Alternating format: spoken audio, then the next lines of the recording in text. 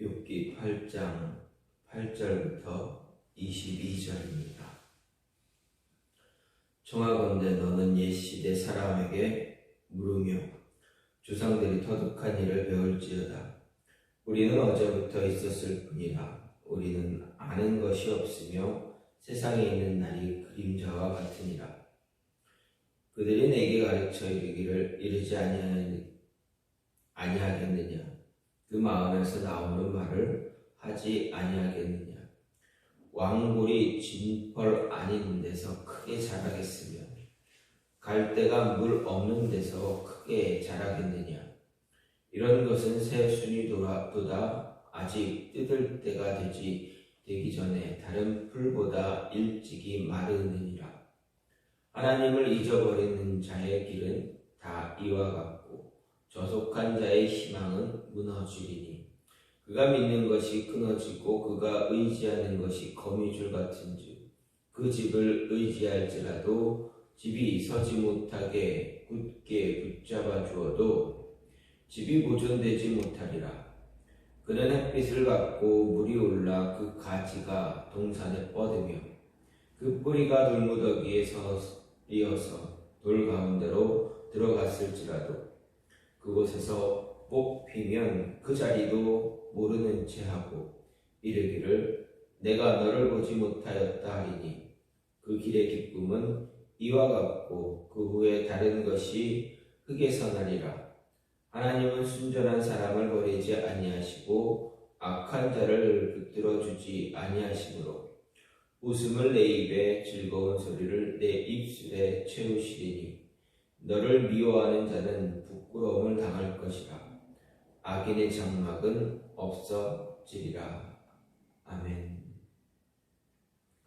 오늘 말씀 욥기 8장 8절부터 22절 말씀입니다. 오늘 말씀은 욥을 향한 빌닷의 변론 두 번째 부분입니다. 첫 번째 변론 가운데 변론 가운데입니다. 오늘 말씀을 보게 되면 빌닷은 8절부터 10절에서 먼저 욥에게 옛 조상으로부터 물려받은 전통을 상기시키고 있습니다.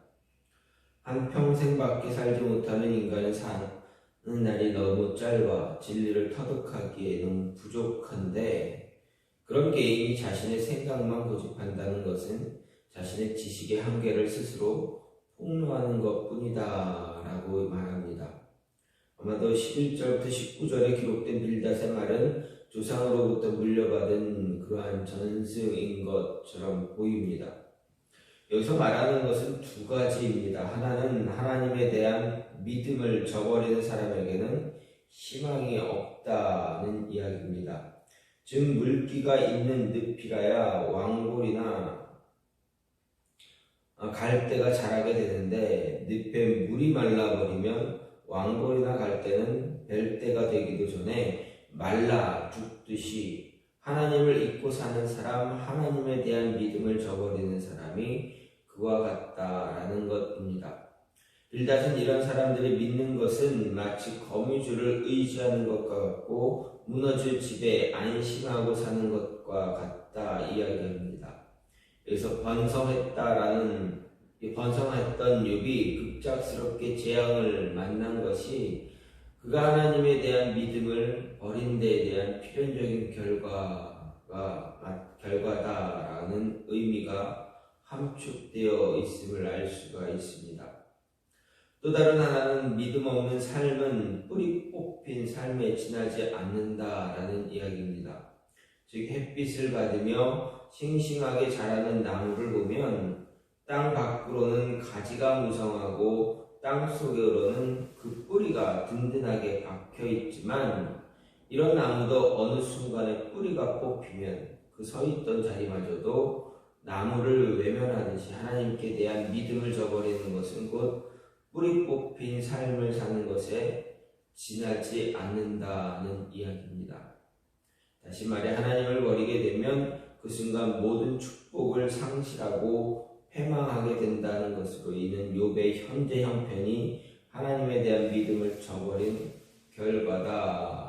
그 결과가 아니냐 책망합니다.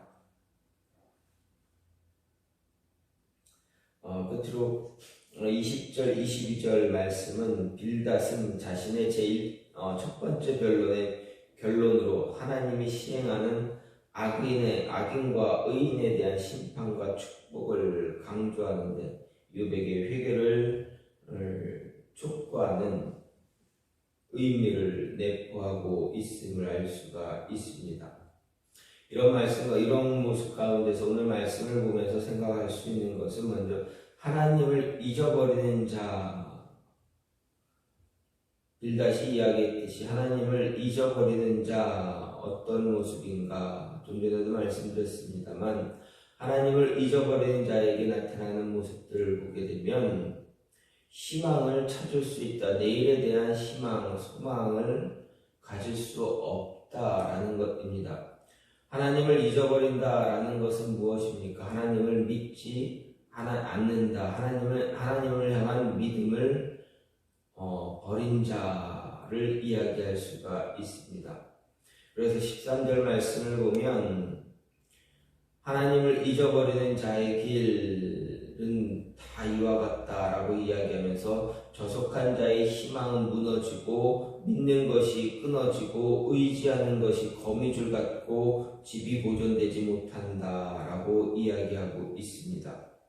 즉 하나님을 잊어버리고 하나님을 향한 믿음을 저버리는 사람들, 그들의 특징은 희망이 없다. 그들에게는 내일에 대한 희망을 가질 수가 없다라는 것입니다. 실제로 하나님을 잊어버리는 이스라엘 백성들, 그들을 보게 되면 어떤 모습입니까? 하나님을 잊어버린 데에 대한 그 결과 하나님은 그들에게 심판을 허락하십니다. 징계를 허락하십니다. 그들에게 끊임없이 징계를 주심으로 인해서 하나님께 돌아올 것을 강조합니다. 하나님과 함께 해야 된다라는 것을 이야기해 주고 있습니다. 하나님을 잊어버렸던 사사시대의 이스라엘 백성들 무엇입니까? 늘 이방 민족들에게 의해서 끊임없이 고통, 고난을 당했습니다. 희망이 없는 그런 삶을 살았습니다. 하나님을 잊어버렸던 이스라엘 백성들은 애굽에서 400년이 넘도록 종살이, 노예 생활을 하게 되었습니다. 그들은 하나님을 믿는다라고 이야기하지만 그들의 마음속엔, 그들의 삶 속에는 진정으로 하나님을 믿고 하나님을 따르는 그런 모습을 갖지 못했습니다. 그러기에 400년이 넘도록 그들은 애굽에서 종살이로 살게 되었습니다. 비록 그들은 그들의 조상 요셉에 의해서 구원을 받고 애굽에서 생활할 수 있는 그러한 모습을 갖게 되긴 했지만 어떻게 됩니까? 요셉이 죽고 야곱의 아들들이 죽었던, 그리고 요셉을 알지 못하던 애굽 왕 바로가 세워졌을 때 어떻게 됩니까? 하나님을 잊어버렸기에, 하나님을 향한 믿음을 저버렸기에 그들은 노예 생활을 살 수밖에 없었습니다.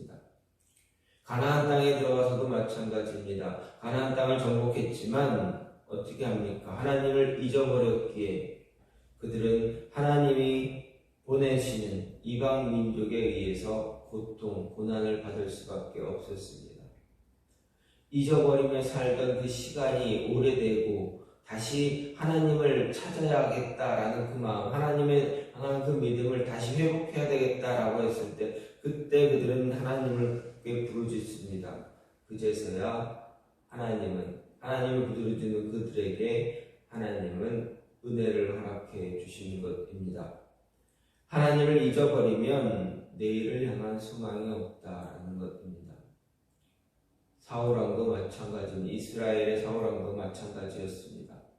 처음에는 하나님을 향한 믿음 그가 잘 가지고 있었지만 시간이 지남에 따라 교만해짐으로 인해서 하나님을 향한 믿음을 저버렸기에 그는 하나님 내일에 대한 소망을 놓치게 됩니다. 희망이 무너지는 것을 볼 수가 있습니다. 늘 괴로워하고 악신에 시달렸던 그런 사울왕을 볼 수가 있습니다. 따라서 우리는 하나님을 향한 믿음, 우리가 정말 하나님을 믿는 믿음의 하나님의 사람인가 이 모습을 돌아볼 수 있어야 합니다. 하나님을 잊어버리면 삶의 순간순간 그때그때마다 하나님을 향한 믿음을 저버리면 내일에 대한 희망을 가질 수 없다. 보통 고난 그런 모습만 우리 안에 가득하게 된다라는 것 잊지 마시기 바랍니다. 또 한 가지 무엇입니까? 하나님을 잊어버리면 하나님 향한 믿음을 잃어버리면 그 뿌리까지 뽑혀버린다라는, 하나님께서 그 뿌리까지 뽑아 버리신다라는 이야기입니다. 17절 말씀부터 보게 되면 그 뿌리가 돌무더기에 서리어서 돌 가운데로 들어갔을지라도 그곳에서 뽑히면 그 자리도 모른 채 하고 이르기를 내가 너를 보지 못하였다 하리니 그 길의 기쁨은 이와 같고 그 후에 다른 것이 흙에서 나리라 이렇게 이야기하고 있습니다. 하나님을 잃어버리면 하나님께서 어떻게 하신다 말씀하시니까 그 뿌리까지 뽑아 버리겠다라는 이야기입니다. 하나님을 잃어버렸던 사울왕 어떻게 됐습니까? 하나님은 그에게 철저한 징계를 내리셨다라는 것입니다. 그래서 어떻게 됩니까? 이스라엘의 왕으로서 그 왕권을 유지할 수 없는 그 모습을 갖게 되었습니다.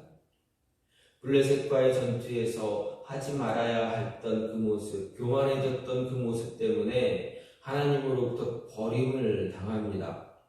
아말렉과의 전투에서 하나님께서 분명히 말씀하십니다. 순종이 제사보다 낫다라는 말씀입니다. 말씀을 듣지 않고 말씀을 행하지 않고 하나님을 향한 믿음을 잃어버리게 되면 그 모습은 그 행위는 아무 소용이 없다라는 것입니다. 진실된 마음, 진실된 순종이 없고 하나님을 향한 믿음이 없는 그 순간에 아무리 허울 좋은 모습으로 하나님 앞에 제사를 드린다 할지라도 하나님께서는 그것을 받지 않으신다. 그의 뿌리를 다 뽑아내셨습니다.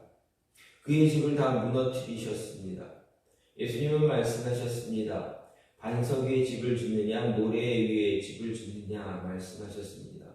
반석 위에 집을 짓는 것은 하나님을 향해 잊어버리지 않는 하나님을 향한 믿음이 굳건한 곳에 집을 짓는 것을 이야기하십니다. 믿음의 집이 반석 위에 있느냐 모래 위에 있느냐. 모래 위에 믿음의 집을 짓게 되면 어떻게 됩니까? 물이 불어나고 비가 오고 물이 불어나게 되면 그 모래 위에 지은 그 집은 다 순식간에 하루아침에 무너져 내려서 그 물이 싹 쓸어 없애버리는 그 모습을 갖는다라는 것입니다. 믿음의 모습이 그렇습니다. 믿음의 집을 모래 위에 짓게 되면 어떻게 됩니까? 순식간에 그 믿음은 무너지고 뿌리까지 기둥까지 뽑혀버리게 됩니다.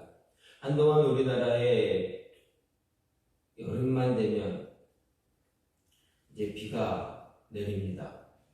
장마철이 되고 태풍이 오게 되면 비가 내리게 됩니다. 그래서 국지적인 곳에 끊임없이 너무 많은 비가 내렸을 때 어떻게 됩니까? 그것을 물이 그 모든 것을 다 싹 쓸어 없애버리는 그런 모습을 갖게 됩니다. 그런 모습 때문에 사람들은 어떻게 됩니까? 자신의 삶의 터전을 잃어버리게 된 것을 우리는 뉴스를 통해서 기사를 통해서 매해마다 보게 됩니다. 국지성 호우 때문에 순간적으로 자신의 삶의 터전이 다 싹 무너지는 그런 모습을 겪게 됩니다. 이런 것처럼 믿음의 집을 엉뚱한 곳에 잘못된 곳에 짓게 되면 그 믿음을 잃어버리게 되면 순간적으로 지어졌던 그 기둥 뿌리마저 뽑혀버릴 수 있다는 것을 우리에게 알려주고 있습니다. 따라서 우리는 하나님을 잊어버리는 믿음의 기둥을 엉뚱한 곳에 뿌리게 내리게 하는 그런 모습을 갖지 말아야 합니다. 하나님을 잃어버리면 모든 것이 다 무너지게 될 수밖에 없기에 하나님을 잊지 말고 믿음의 뿌리를 모래 위가 아닌 반석 위에 지을 수 있는 모습 가져야 합니다. 마지막으로 하나님을 잊어버리면 어떻게 됩니까? 즐거움도 채워지지 않을 것이다 이야기합니다. 21절 말씀은 웃음을 내 입에 즐거운 소리를 내 입술에 채우신다라고 말하고 있습니다. 빌닷이 믿음을 바르게 하나님 앞에 믿음을 바르게 세우고 믿음을 잃어버리지 않고 하나님 잊어버리지 않게 되면 내 입에서 웃음과 즐거운 소리가 끊어지지 않을 것이다 라는 이야기를 한 것입니다. 근데 이 말씀을 거꾸로 반대로 생각하면 하나님을 잊어버리게 되면 내 입술에서 내 입에서 즐거움과 웃음과 즐거운 소리가 싹 사라지게 될 것이다 라는 이야기입니다. 하나님을 믿고 의지하게 되면 하나님은 어떤 상황에서라도 얼마든지 웃을 일을 만들어 주시겠지만 하나님을 잊어버리게 되면 아무리 좋은 상황이라도 모든 일이 잘 풀린다 하더라도 그 마음은 결코 편치 않게 될 것이다 라는 것입니다. 늘 불안에 떨게 될 수도 있습니다. 하나님을 잊어버렸기에 입술에서 그렇게 행복한 모습, 행복한 언어들이 행복을 이야기하지 못할 때가 많게 됩니다. 아무리 물질을 많이 갖더라도 아무리 삶이 윤택해 보일지라도 그 안에 그 내면에 진실된 행복이 없다라는 것입니다. 그저 힘들게 어렵게 살면서 그 마음이 어려우면서 그 입술에는 늘 어려운 그런 모습, 그런 이야기만 행복하지 않은 언어들이 나타나게 됩니다. 허무하게 됩니다. 자신이 고생하는 그 고생의 모습이 과연 행복한가, 행복하지 않음을 이제 고백하게 될 수 있기 때문에 그렇습니다. 그래서 하나님을 잊어버리는 자, 웃음도 즐거운 소리도 그의 삶에서 없어지게 된다. 그 삶을 돌이키기 위해서는 하나님 잊지 말고 믿음 잃어버리지 않아야 한다라는 것을 분명하게 이야기합니다. 현세적인 모습에서 이러하지만 정말 마지막 그때가 되면 더 그러한 모습이, 그러한 입술에서 그러한 고백이 나올 수밖에 없음을 우리에게 이야기해주고 있습니다. 따라서 우리가 하나님 잊어버리지 말아야 할 이유를 충분하게 이야기해주고 있습니다. 오늘 말씀은 빌닷이 욥에게 첫 번째 변론을 하는 그 부분, 첫 번째 변론의 두 번째 부분입니다. 빌닷은 분명히 이야기했습니다. 하나님을 잊어버리는 자 희망이 없을 것이다. 하나님 잊어버리는 자 그의 삶의 터전이 다 무너져 버릴 것이다. 하나님을 잊어버리는 자 입술에서 웃음과 즐거움의 소리가 사라지게 될 것이다. 거꾸로 이야기하면 하나님을 잊어버리지 않으면 내일에 대한 소망 놓치지 않는다. 하나님 잊어버리지 않으면 우리 믿음은 반석 위에 세워지는 것과 같다. 반석 위에 세워지고 하나님 잊어버리지 않으면 우리의 입술에서 웃음과 즐거운 소리가 끊어지지 않게 될 것이다 라는 이야기입니다. 살면서 매일매일 하나님과 동행하는 삶을 살기를 소망합니다. 그래서 하나님을 잊어버리지 않는 믿음을 저버리지 않는 그런 자의 삶이 저와 여러분의 안에 늘 함께하기를 간절히 소망합니다. 이 시간 같이 기도하기로 원하는 것, 하나님, 우리가 살면서 하나님